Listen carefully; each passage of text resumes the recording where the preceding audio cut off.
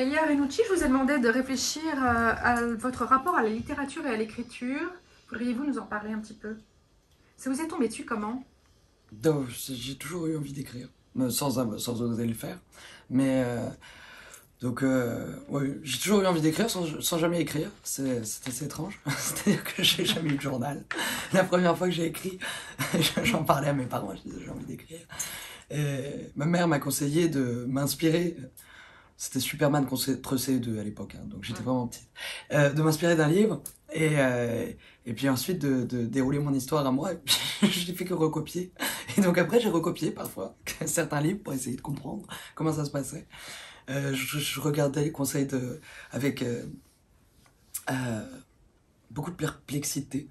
Les conseils de Flaubert à Maupassant, genre prenez un arbre et décrivez-le 10 fois et à la 10e fois ce sera bien.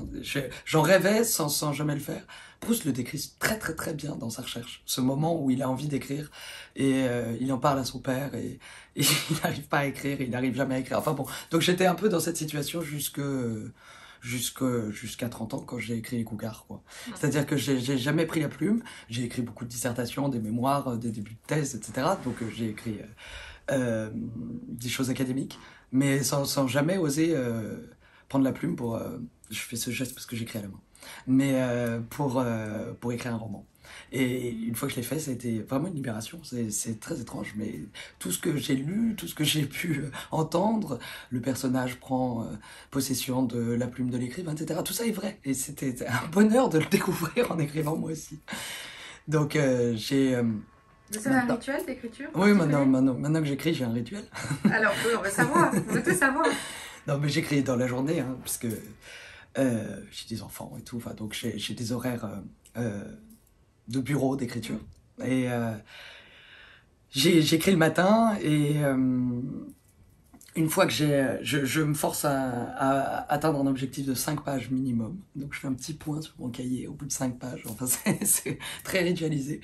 Et une fois que j'ai écrit mon chapitre, globalement, après je dois le lire à voix haute. Et donc là, il faut que quelqu'un m'écoute. Que ce soit ma mère, mon frère, mon mari, quiconque. Essentiellement ma mère, qui est très sympa et qui prête une oreille attentive. Et donc, à chaque 5 pages, je prends mon téléphone et je lis à voix haute. Et comme ça me permet de savoir si ces pages sont bonnes ou pas. Donc, soit je les réécris, soit le plus souvent, j'avance. Mais elle est attentive et les critiques aussi? La personne qui reçoit doit faire très peu de critiques pendant ce processus, parce que sinon ça me bloque complètement et après j'arrive plus à écrire pendant 3 jours.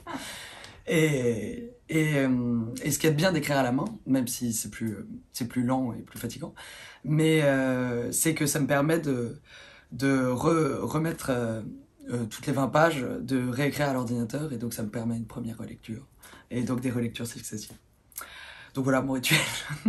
Votre rapport à la littérature, c'est quoi? Quand vous voyez un livre dans une librairie, il vous appelle, il vous... Ah bah évidemment. C'est charnel. Ah, c'est charnel. Ouais. C'est charnel et un peu utilitaire parfois aussi. Oui, parce que je les ai beaucoup utilisés, mes livres. Oui, c'est ça. Je m'en nourris. On les abîme un peu. C'est comme une nourriture. Mais ils sont là pour ça. Ah oui, non, vraiment, ils peuvent être vivants, oui. C'est ce qui me nourrit, quoi. Enfin, voilà, c'est mes références, c'est quand une situation me fait rire, ça peut me faire penser à un livre, enfin voilà, ça fait partie de moi, quoi. J'ai l'impression que, je sais pas, c'est comme une famille, quoi. Tous les auteurs. Alors, on va pas trop en parler, parce que là, c'est votre nouveau bébé, mais vous êtes sur un nouveau projet? Oui, je me suis replongée dans des recherches, parce que j'aime beaucoup ça. Et donc, je me suis replongée, alors là, ce sera pas la peinture, ce sera pas le théâtre et la musique. On se lance dans la statuaire antique. Et je suis assez contente. Dans la redécouverte des statues. On est très contents. Ce sera pendant les... Je sais pas. On sait pas. Mais en tout cas, là, pour le moment, c'est la fabrique des... Ah bah là, c'est la fabrique des souvenirs. Merci beaucoup. Je vous en prie.